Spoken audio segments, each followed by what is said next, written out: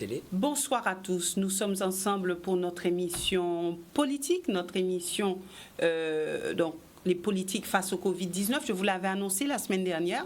Ce soir, sur ce plateau, le président de région, Henri Chalus. Bonsoir, merci d'être avec nous. Bonsoir, Madame Boisset.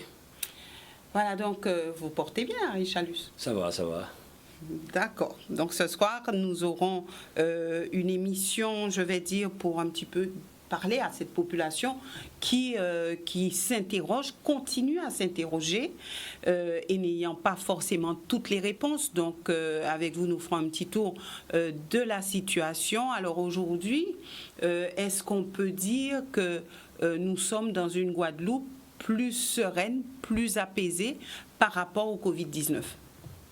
Quand vous dites que la population se pose des questions et n'a pas les réponses, je me demande est-ce qu'il y a quelqu'un qui a ces réponses-là?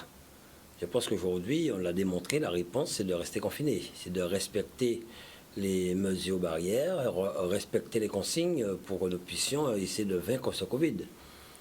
Aujourd'hui, plus sereine, nous avons démontré juste la semaine avant les fêtes pascales que nous sommes restés confinés. Il y avait un couvre-feu de 3 jours. Et pendant 3 ou 4 jours, on n'a pas eu de cas à l'hôpital. Hier encore, aujourd'hui, on n'a pas de cas. Donc, comme on le dit, il ne faudrait pas, parce que je pense que le président a parlé du 11 mai, quand nous puissions nous dire, bon voilà, il va y avoir un déconfinement, et il faut qu'on peut sortir. Il faut qu'on continue à respecter les consignes pour que nous puissions combattre et vaincre ce virus. Alors, continuer à respecter les consignes. On va revenir rapidement sur le discours du président de la République.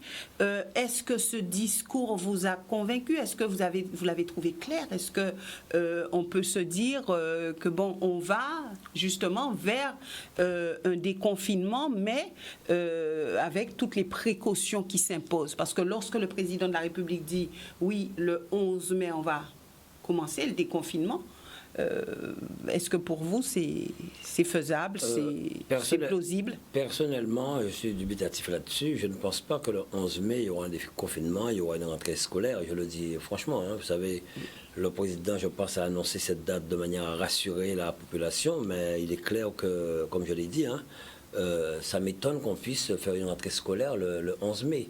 Les moyens ne sont pas mis en place, il faut nettoyer les écoles, on n'a pas de masque ici, les pharmaciens n'ont pas de masque, les dentistes n'ont pas de masque, les policiers, la gendarmerie, tout cela, je ne pense pas qu'il y aura une rentrée scolaire le 11 mai.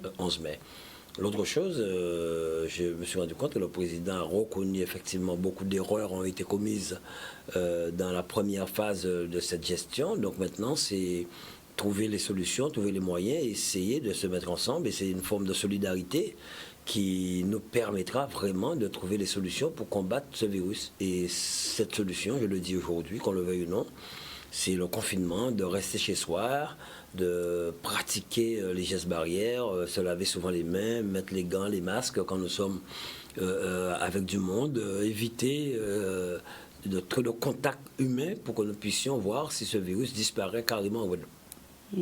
Alors cette population dit oui, on continue. Alors la date du 11 mai a marqué, et vous le savez, parce que lorsque les Français ont entendu le 11 mai, on a tout de suite vu que la population pensait déconfinement et se disait maintenant le 11 mai, nous allons pouvoir sortir.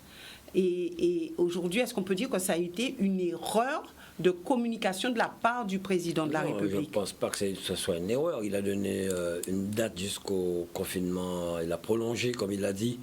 Il ne voulait plus faire 15 jours, mais aller au maximum. Il a parlé du déconfinement en espérant que les choses vont s'améliorer. Bon, si ça ne s'améliore pas, il n'y aura pas de déconfinement, c'est clair. Alors vous, en tant que président de région et avant tout en tant qu'élu, comment vous positionnez-vous par rapport à cette situation en Guadeloupe? Est-ce que aujourd'hui vous dites il va falloir être imaginatif, il va falloir penser au déconfinement, certes, mais il va falloir mettre en place des mesures, notamment au niveau des entreprises, puisque on va dire que vous êtes porteur de l'économie en Guadeloupe. Est-ce que là, vous êtes inquiet ou est-ce que vous vous dites, bon, on va y arriver?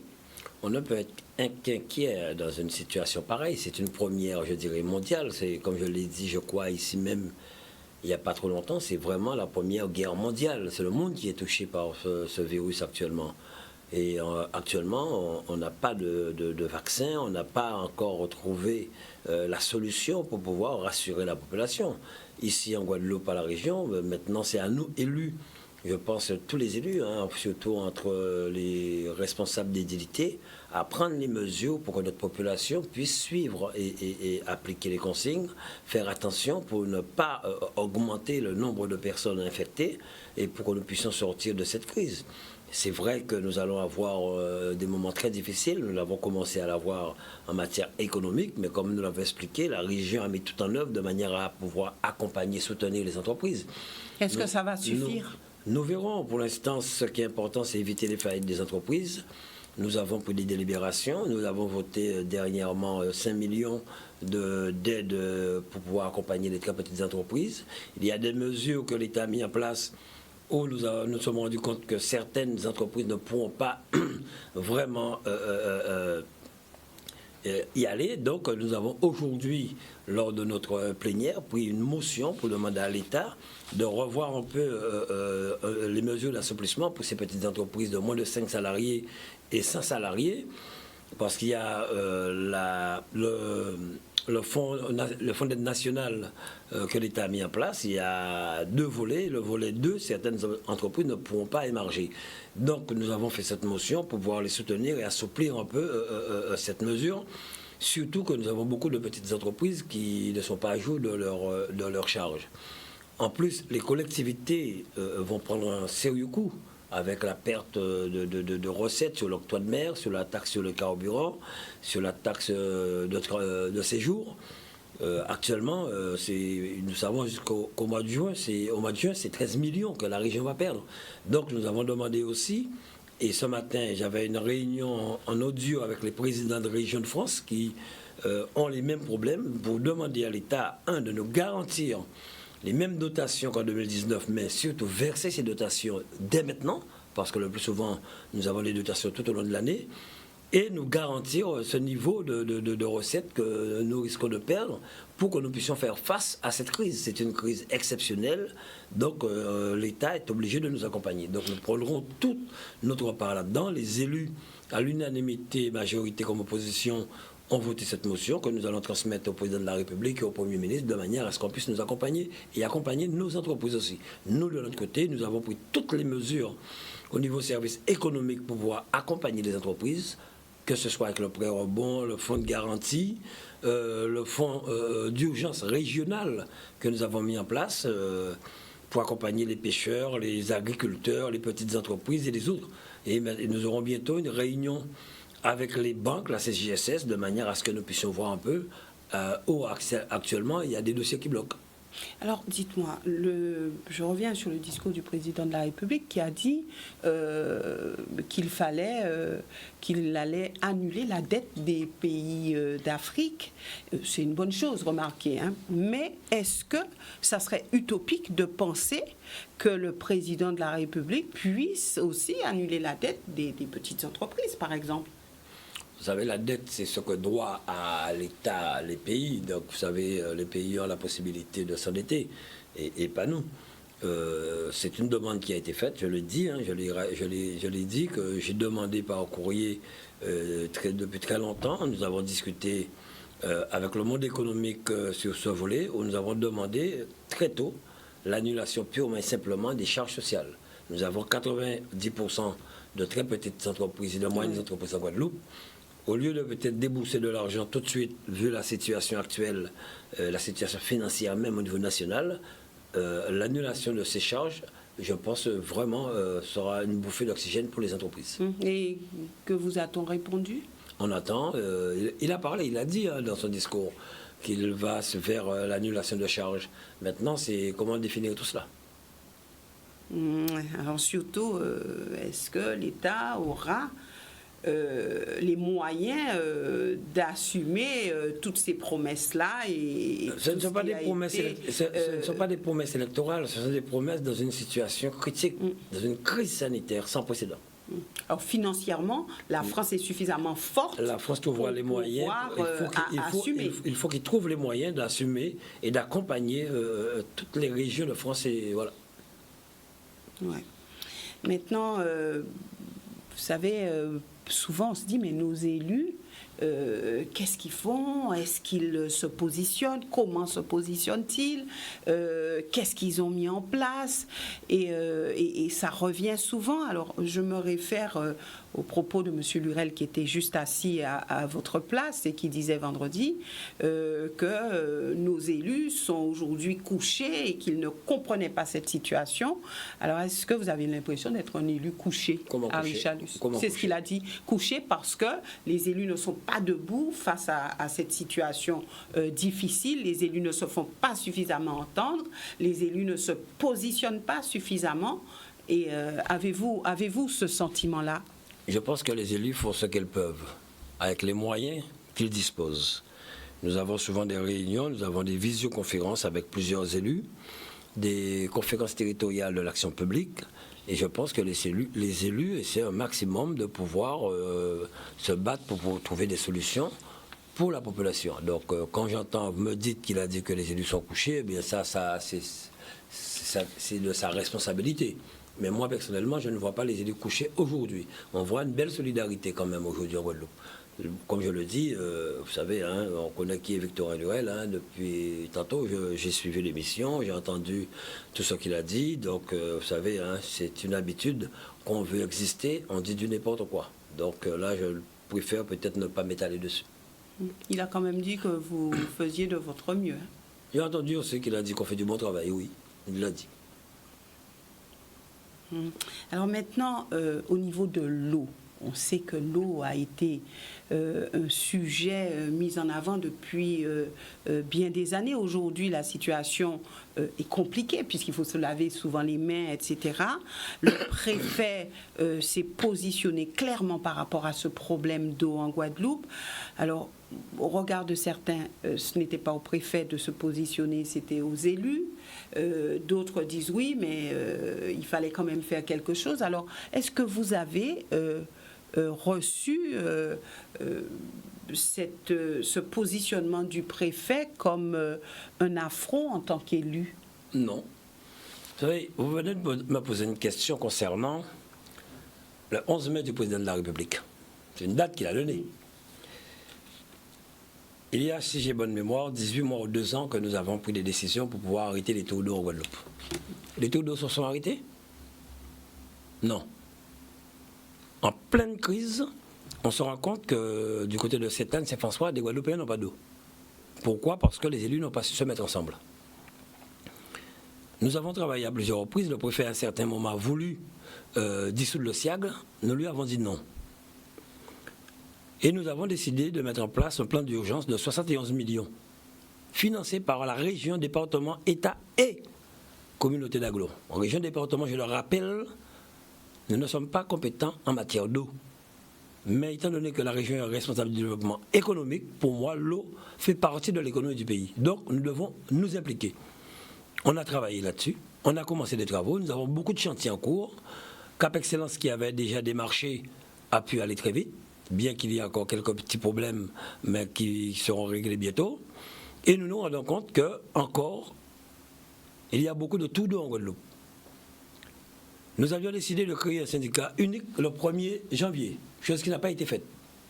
Nous avons travaillé là-dessus, les techniciens ont travaillé, nous avons produit un statut où nous devrions délibérer. La région a délibéré, le département a délibéré convenablement, parce qu'il faut que les délibérations soient concordantes.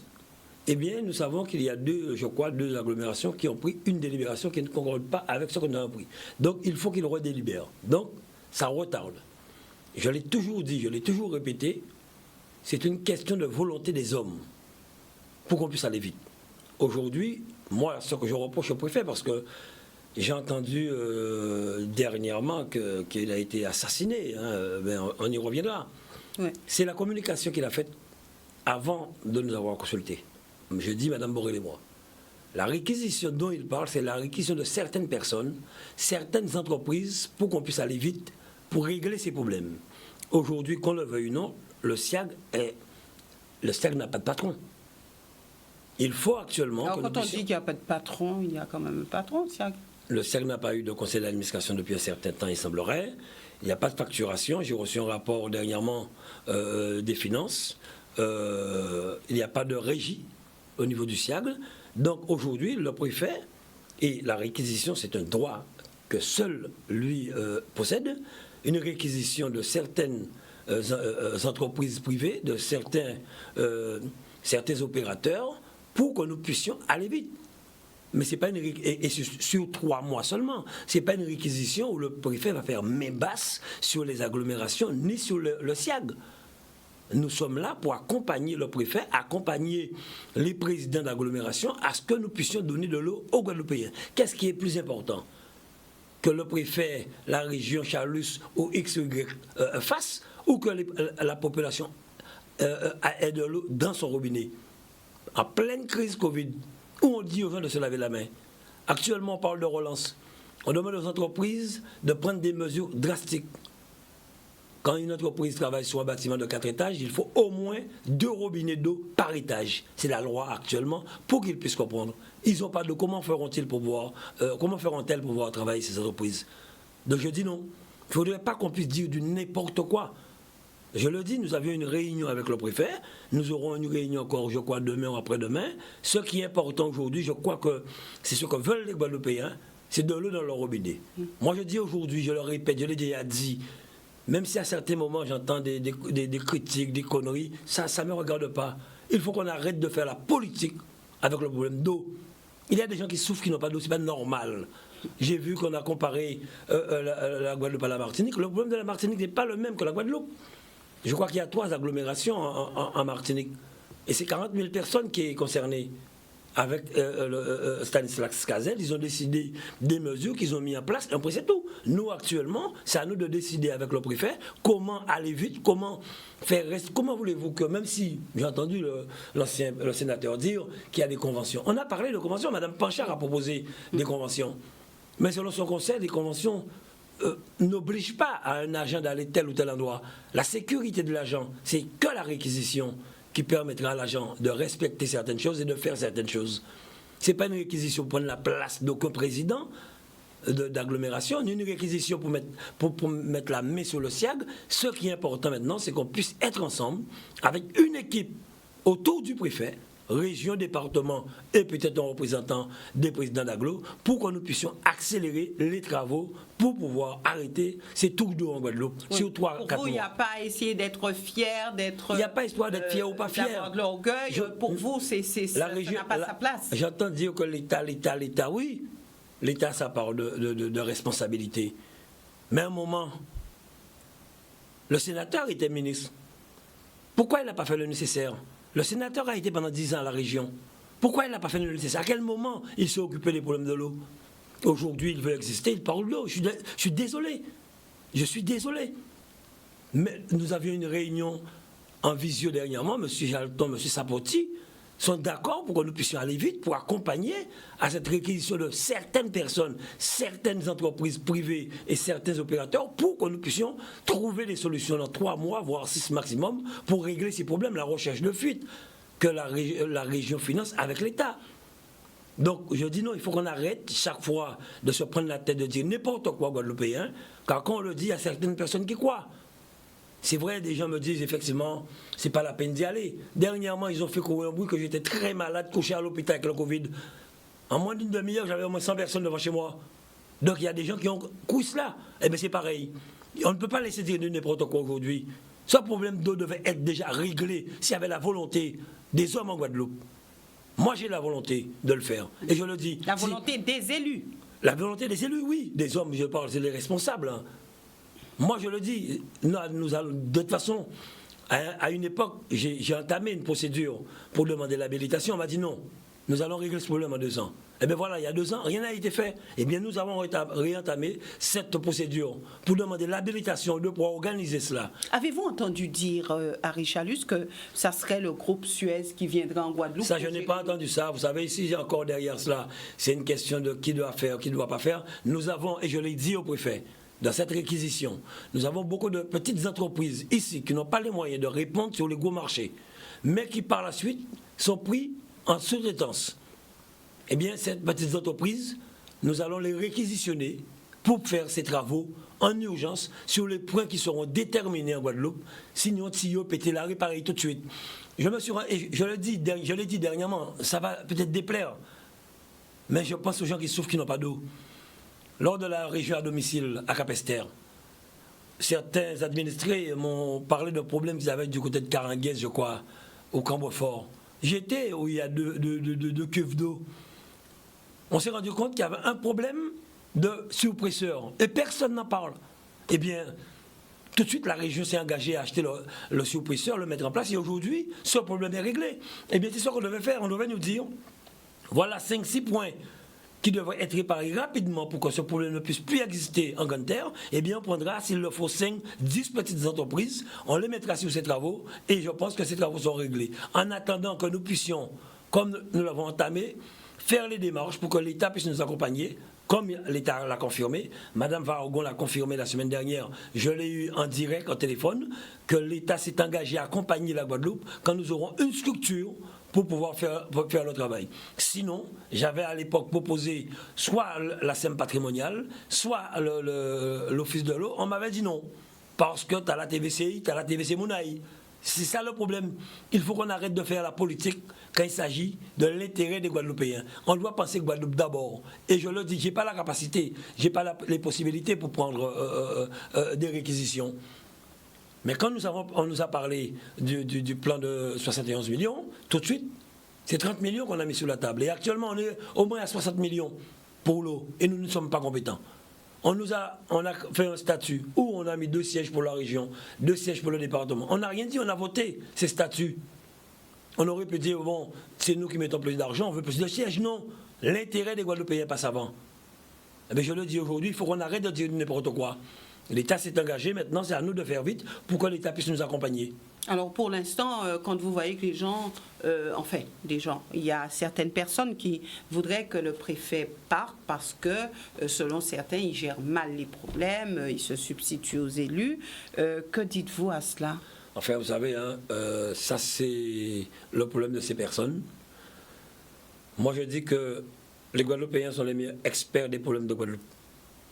Je l'ai toujours dit. C'est pour cette raison que je dis qu'il faudrait aujourd'hui qu'on ait plus d'autonomie sur certains dossiers, sur la gestion de la crise actuellement. Nous avons des experts, de très beaux experts en Guadeloupe, de très bons ingénieurs. Nous avons des Guadeloupéens capables. Mais le problème, il ne faudrait pas que quand un Guadeloupéen est aux commandes, que nous puissions l'attaquer tout de suite et le faire partir.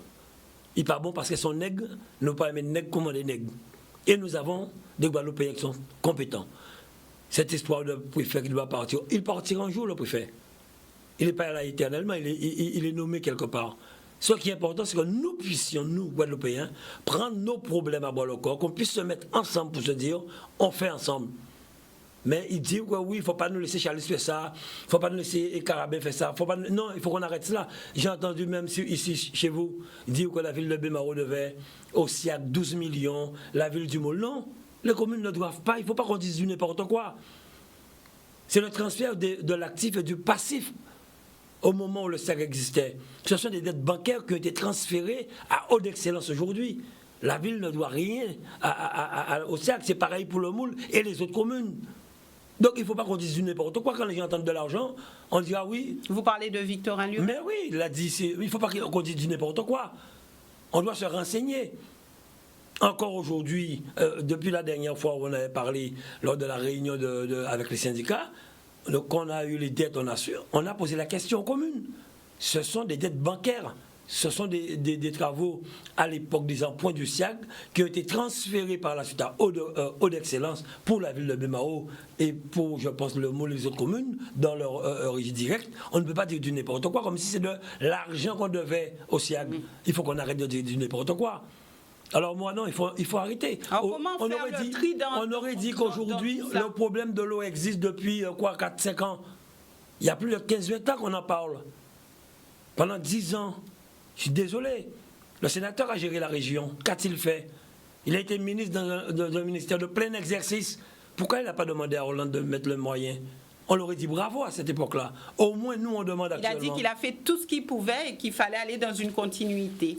Eh bien, moi, je n'ai pas vu ça. Aujourd'hui, nous voulons mettre un plan de continuité en place avec le préfet, avec les présidents d'agglo, avec le département, ensemble, pour faire avancer ce dossier. Et il faut qu'on soit dessus et derrière. Merci, Harry Chalus. Nous nous retrouvons d'ici quelques instants, juste après une courte pause. À tout de suite.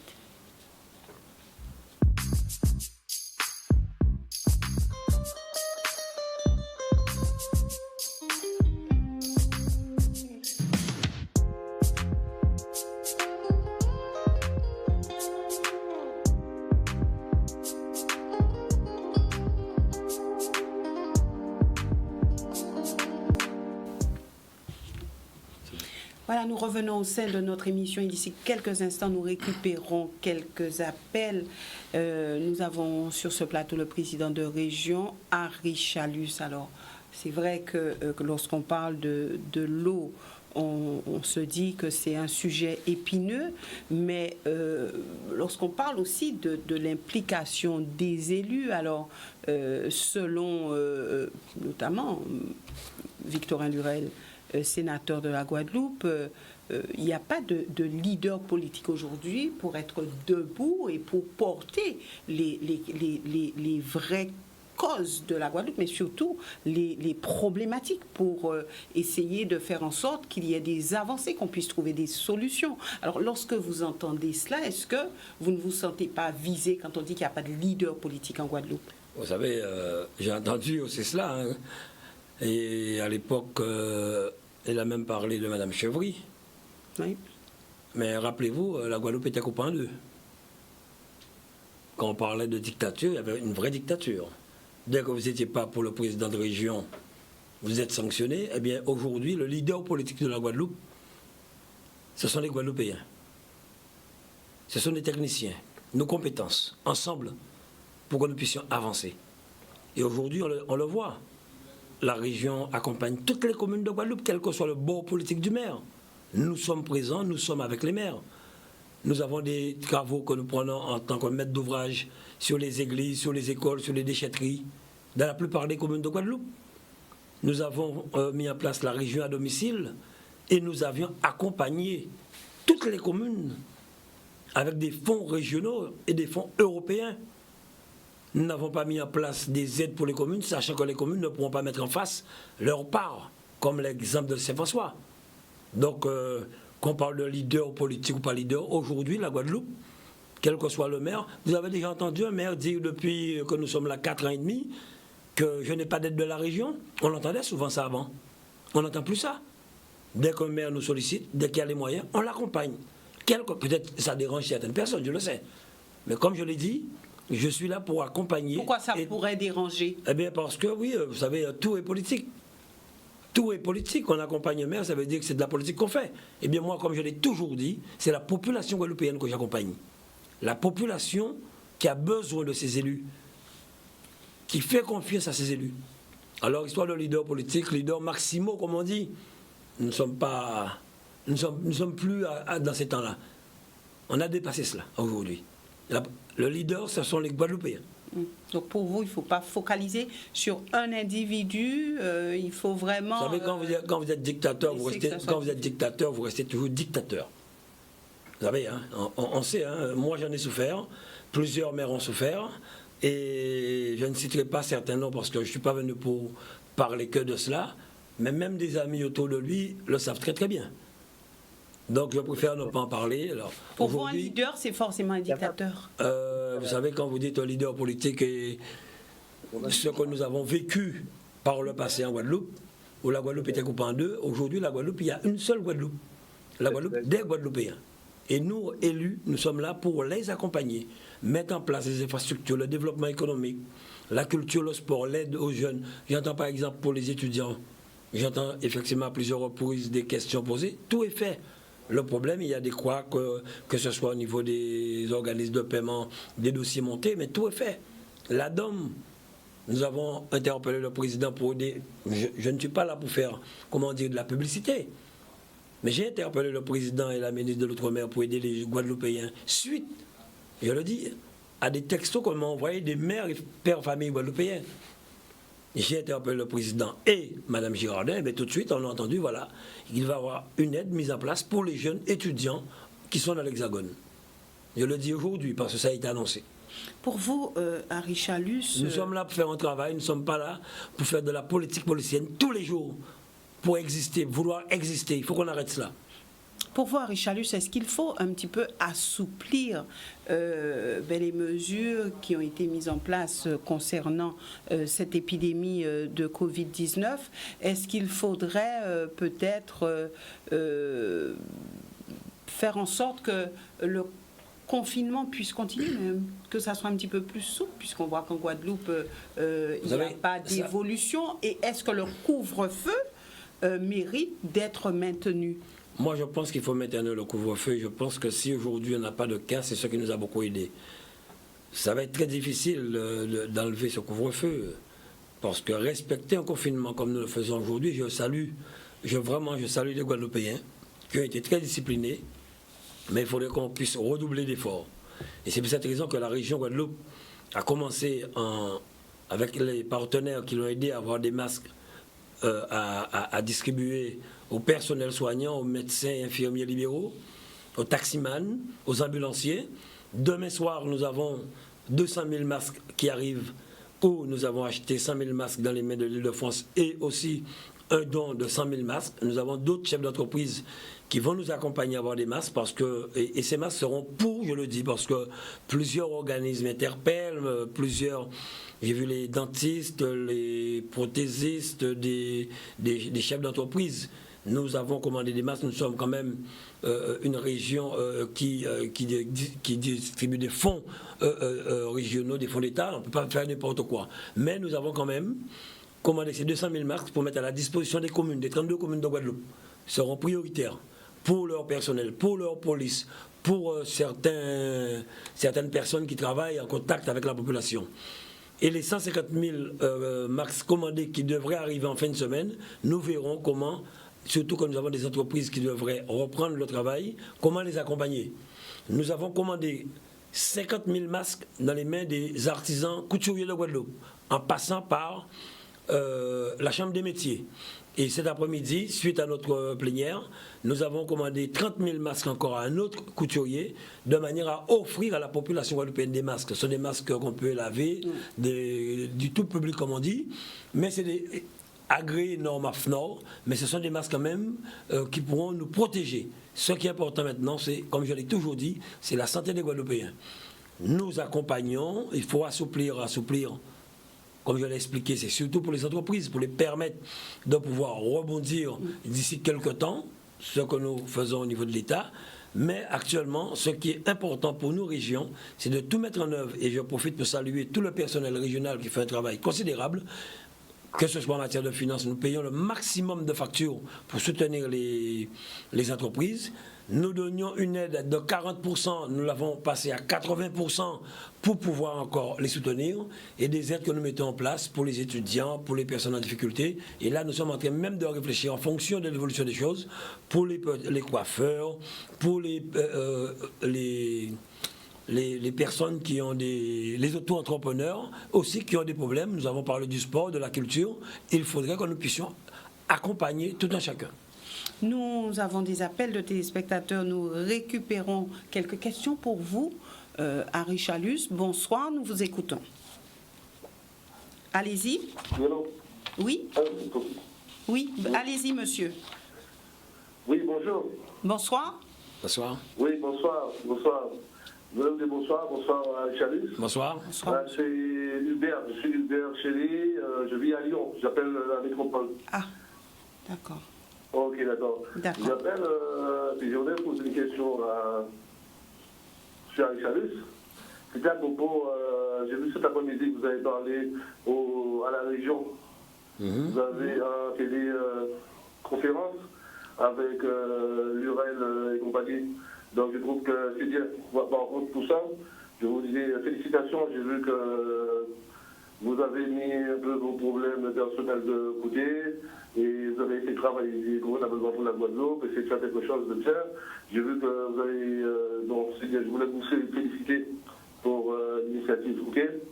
Sinon, ma question que je voulais vous poser, c'était à propos du dépistage, parce que c'est bien de donner l'idée des entreprises guadeloupéennes, l'idée des Guadeloupéens sur le problème de masques.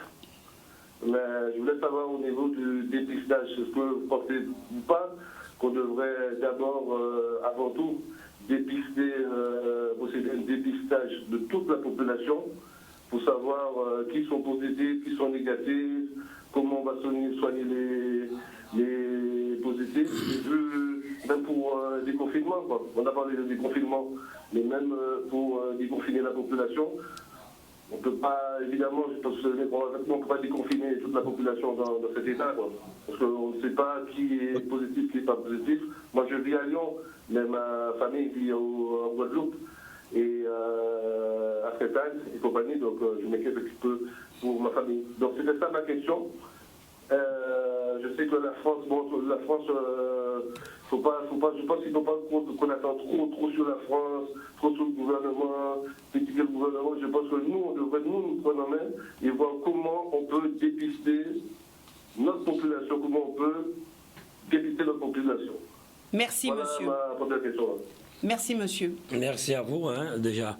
Nous sommes d'accord, c'est une demande que nous faisons. Nous en avons discuté la semaine dernière en CTAP avec l'ARS et l'État, où nous leur avons demandé un maximum de tests en Guadeloupe pour pouvoir dépister les personnes, effectivement, porteurs de ce virus ou pas. Est-ce qu'on pourra dépister toute la population? Je ne sais pas si on pourra faire, mais il faudrait faire un maximum. Il vient de le dire, je suis entièrement d'accord. Au niveau national aussi, plusieurs médecins le disent. Mais vous savez, la santé quand même, c'est une responsabilité régalienne. On n'a pas tous les pouvoirs à ce niveau-là. Même actuellement, les laboratoires doivent avoir l'autorisation, les médecins, certains médecins l'autorisation, mais nous sommes pour effectivement le dépistage massif de la population guadeloupéenne. Et on continuera à marteler cela. Est-ce qu'on va y arriver un jour? Ça, c'est une autre question. Je suis bien content de l'entendre dire qu'il ne faudrait effectivement pas attendre au niveau de l'État. Et c'est le travail que nous faisons, nous le disons tous les jours. Nous sommes les meilleurs experts. C'est à nous aujourd'hui de travailler ensemble. Et quand le travail est fait, allez dire à l'État, voilà ce que nous voulons pour la Guadeloupe, comment vous nous accompagnez. Et dès qu'on arrivera à faire cela, en passant Guadeloupe chaque fois, je pense qu'on avancera. Oui, mais qu'est-ce qui manque concrètement? Eh bien, cette volonté, cet amour de la Guadeloupe, cet amour de dire, Nos élus sont censés avoir l'amour de la Guadeloupe, Harry Chalus. Vous avez bien employé le mot censé. Moi, je dis une chose, qu'on fait de la politique, il faut dire, je fais de la politique parce que j'ai envie d'aider mon prochain, j'ai envie de faire. Ne pas dire qu'est-ce qu'on va gagner, qu'est-ce qu'on va avoir, je vais être le plus fort. Mais justement, ça ne se dit pas. Ça ne se dit pas qu'est-ce que je vais gagner. Ça se dit, ce qui se dit, j'aime la Guadeloupe. C'est ce qu'on entend. Vous savez, quand certaines personnes se battent corps et âme pour des postes en politique, je dis que c'est triste. Quand on veut aider, on n'attend pas que la politique. On aide dans la vie associative, on aide partout. Je l'ai toujours fait depuis mon plus jeune âge. Et beaucoup peuvent le dire. Ça fait plus de 40 ans que je suis dans la vie active. Parce que j'aime ce que je fais. En son bouc de terrain, en son guadeloupéen. En pas qu'un veille à mon mot, une élection. Moi, dans tout le temps. En pas qu'un déjeuner champêtre parce qu'il y a une élection. Moi, dans tout le temps. Mais pourquoi on en veiller? Parce que je connais les 3/4, je dirais, sur les 400 000 Guadeloupéens, je connais 319 000. J'ai été agent de terrain, j'ai été journaliste, j'ai été footballeur, j'ai été pigiste, j'ai été président de plusieurs associations dans le volet. Donc c'est normal, ici on est la Guadeloupe, je connais les Guadeloupéens. Ouais. Donc c'est ça que je veux dire.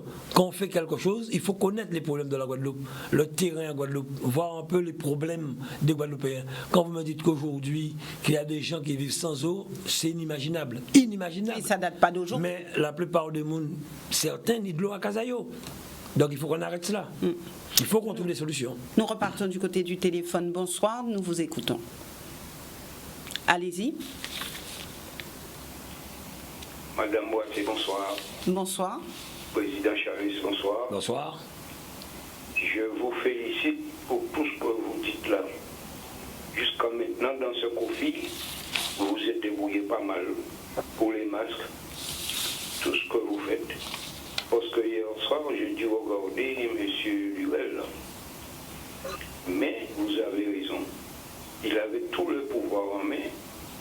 Il n'a rien fait. Et aujourd'hui, je vois qu'il vient sur l'antenne de Canal 10 vous critiquer, raconter des conneries. Ça, je dis, ce homme, il n'aurait pas dû être là. Parce que la population de la Guadeloupe lui a fait confiance. Et aujourd'hui, je constate, il retourne pour baver à ce moment-là. Et bien, c'est pas maintenant qu'il faut faire ça. Tout ce qu'il a dit là, il aurait dû faire ça. Il avait le plein pouvoir. Le Parlement, le Sénat, il avait tout. Toute la Guadeloupe était avec lui. Et aujourd'hui, il vient raconter des conneries. Alors moi, je vous dis, continuez sous cette lancée pour retirer la Guadeloupe. Oui, je vous remercie. Merci, monsieur. Merci à vous. Voilà, Et il n'y avait pas de questions, forcément. Ouais. Allez-y. Je disais une chose, merci à monsieur quand même. Hier soir, on discutait et je le disais, le Covid va nous apprendre, cette crise sanitaire nous apprendra beaucoup de choses. J'espère nous apprendra à vivre ensemble, vivre en bon voisinage. Quand je parlais de nouveaux modèles économiques, rappelez-vous, on m'a critiqué sur beaucoup de choses. Et vous voyez, aujourd'hui, on ne parle que de nouveaux modèles économiques. Aujourd'hui, dans cette crise, il y a beaucoup d'innovations. Les drives pour les légumes, les drives pour le poisson, les drives pour les fruits. Donc, voilà ce qu'on appelle nouveau modèle. Créer de l'emploi, créer de la richesse. Eh bien, ça veut dire que les Guadeloupéens ont beaucoup d'idées. Les masques, on a des couturiers qui peuvent faire des masques. Maintenant, c'est l'agrément Nord que certains doivent avoir et on se démerdera pour accompagner. Pourquoi on achète des masques pour les communautés? Parce qu'on connaît la situation financière. Eh bien, nous avons commandé. J'ai demandé à Mme Pécresse, je l'ai appelée. Je n'étais pas oublié. C'est la première fois, je pense, ou la deuxième, que je parle de Mme Pécresse. C'est elle qui en a parlé. Je ne sais pas où est-ce qu'on a pris ça. Je n'aurais jamais parlé de cela. Je ne suis pas là pour dire ce que je fais chaque fois qu'on fait quelque chose, pour dire c'est moi qui ai fait, c'est moi qui ai fait. Non, je fais dans l'intérêt des Guadeloupéens. Et je le dis aujourd'hui, nous sommes en train de prendre contact encore avec l'Île-de-France pour permettre à certaines personnes ici à pouvoir acheter des masques dans la centrale d'achat de l'Île-de-France. Donc, je dis qu'on peut faire des choses ensemble en Guadeloupe. Mais pour cela, il faut avoir l'amour de ce qu'on fait, mais l'amour de la Guadeloupe aussi.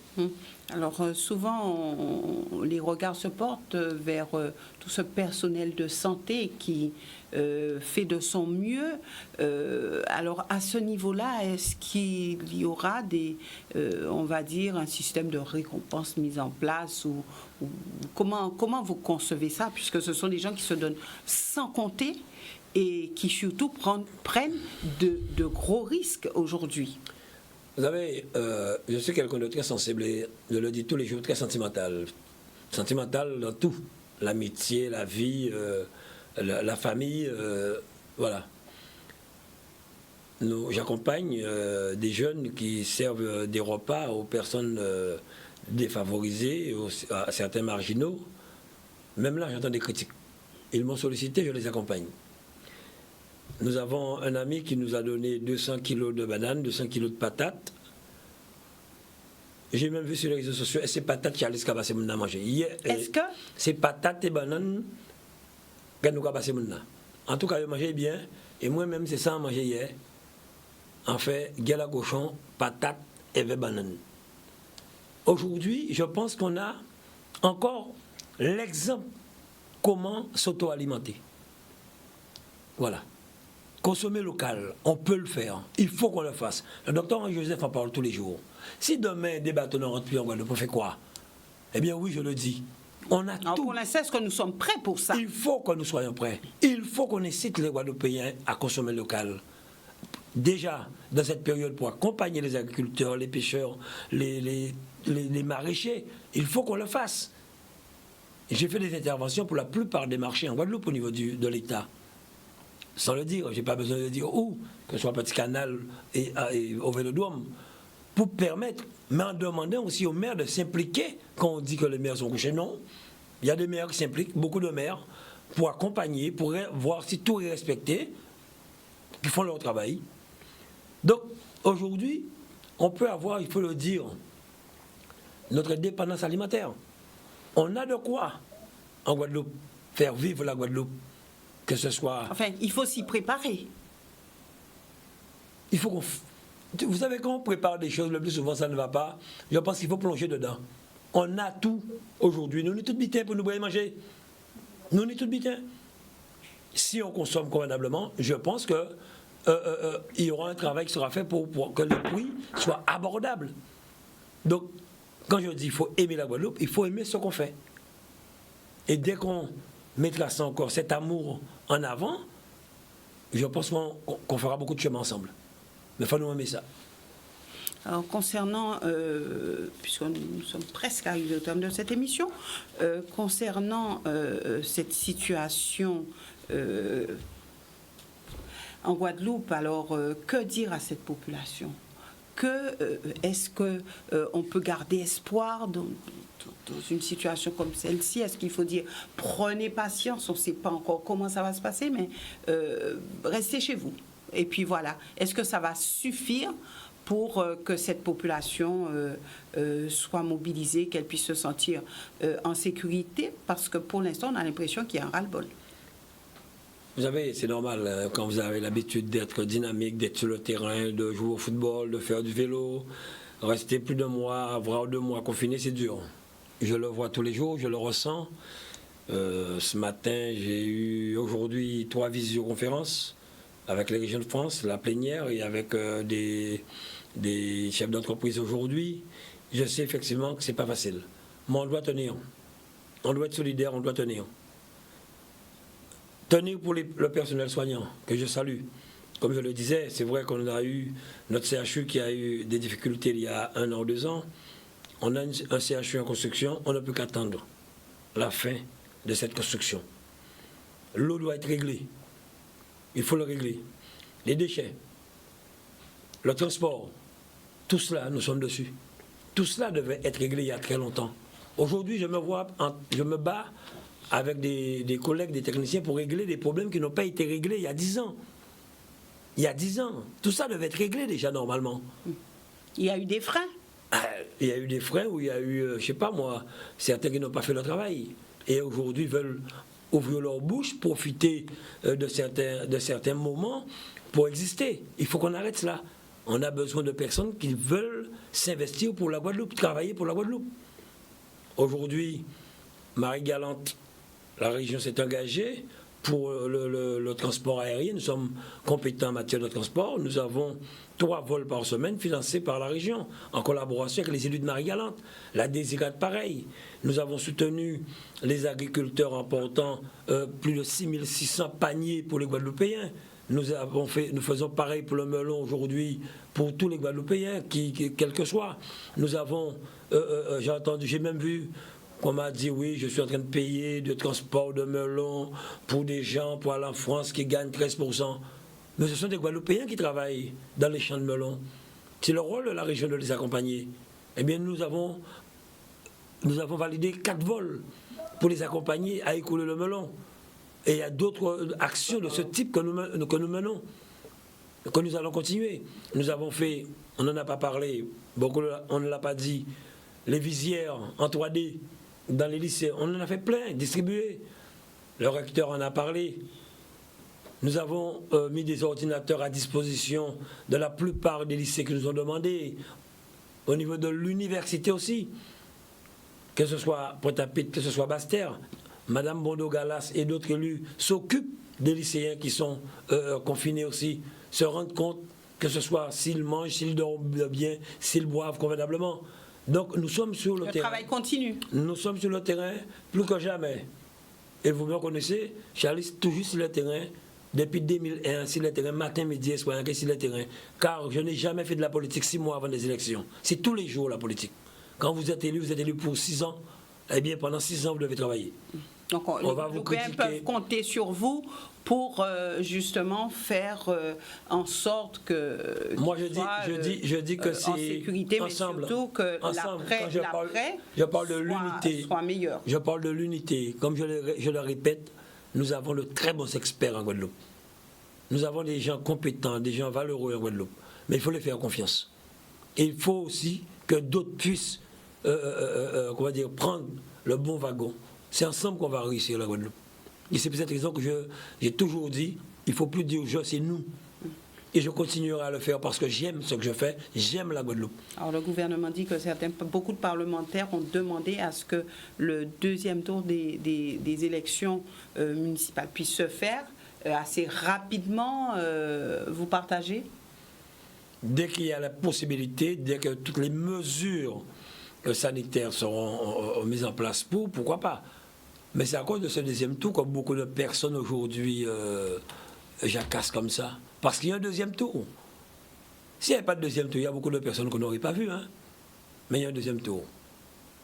Mais pour l'instant, le deuxième tour pour moi, c'est la santé des Guadeloupéens. Sortir de cette crise sanitaire, que les Guadeloupéens puissent recommencer à vivre convenablement, recommencer à souffler. Nous avons des gens, à part les entreprises, que nous serons obligés d'accompagner. Le tourisme aussi, pour un gros coup. Nous avons, il semblerait, touché les milliards et le 1 million de tourisme. On sera obligé de recommencer à zéro. Nous le ferons. Nous avons des financements que nous serons obligés de reprogrammer parce que c'est clair que ces travaux ne se feront pas en 2020 pour pouvoir accompagner d'autres entreprises dans la relance. Nous avons anticipé cela. Les fonds européens seront obligés de reprogrammer aussi. Nous avons, par exemple, les taximans. Ça a été fait, c'est voté, la détaxe sur leur carburant que nous leur versons pour les soutenir. C'est 360 000 € que nous avons voté la semaine dernière. Donc tout est à refaire? Beaucoup de choses seront à refaire. Mais j'ai confiance en la Guadeloupe, j'ai confiance aux Guadeloupéens. Et les Guadeloupéens peuvent compter sur vous? Ah, pour ça, je peux dire ça. Parce qu'on là pour ça. On l'a équé. Et je leur dis, des fois on me dit, il y a des choses que je ne dois pas dire. On pas là pour politique politicienne. On là pour le pouvoir qu'on m'a donné, l'utiliser pour aider un maximum. On pas besoin de rien derrière. Je le dis. Demain, on me dit qu'elle doit rester chez moi. Et bien, comme je fais actuellement, après mes réunions, je continuerai. En café jardin, en café bricoler, en café fait tout bitin. Je suis un homme actif, j'aime ce que je fais. J'aime la vie. Et la vie, elle est belle. Mais il ne faut pas dire ça en bouche et pas sortir en quai. Personnellement, pas besoin de rien. On va répéter ça tout le temps. La Guadeloupe a besoin de personnes qui aiment la Guadeloupe et qui ont envie que la Guadeloupe puisse avancer ensemble. Il faut qu'on arrête ça.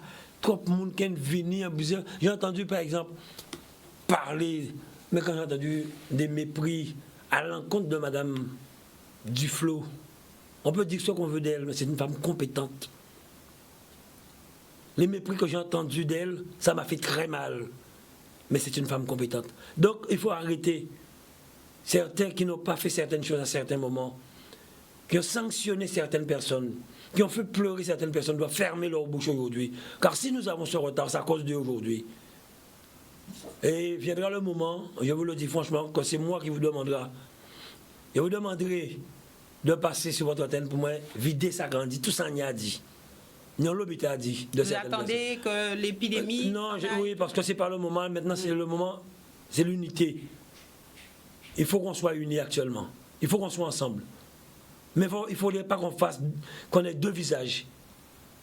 On a besoin de personnes honnêtes et sérieuses. Je n'ai pas la saint-suffuse. Je ne suis pas un saint. On va dire ça tous les jours. Mais sans faire avec qui moi, on va engager moi à faire parce qu'il faut faire. Il y a des gens qui continuent. Merci oui. Je voulais quand même, juste avant de finir, saluer quand même le personnel soignant, tous ceux qui s'occupent de la Guadeloupe, des forces de l'ordre, police, gendarmerie, pompiers, en cavoyant force Bayeux, toutes. Et comme je l'ai dit, vous ne m'avez pas peut-être posé la question, ça m'étonne qu'on aura une rentrée scolaire le 11. Ça vous donnera Je n'ai pas... Non, ça mais... vous donnera, je n'ai pas... ça vous donnera une bonne raison pour revenir, oui, pour que nous puissions là, nous allons avoir une CTAP, nous avons une conférence territoriale de l'action publique demain, on va en parler. Et je proposerai aussi au maire de faire une visioconférence pour qu'on puisse discuter entre nous. Comme je le dis, c'est ensemble. Et j'ai toujours fonctionné de cette manière démocratique, réunir les gens, prendre les décisions ensemble. Mais personnellement, je le dis, je ne pense pas qu'il y aura de rentrée scolaire au mois 11 mai, car les mesures ne sont pas en place pour.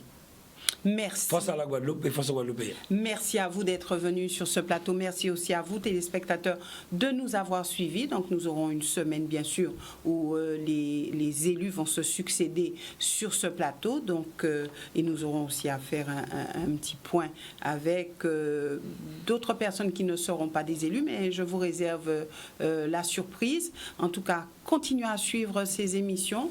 Vous êtes nombreux à vous interroger, mais aussi vous êtes nombreux à nous suivre. Donc, continuez à le faire et nous nous retrouverons demain avec un autre invité. Excellente soirée à tous.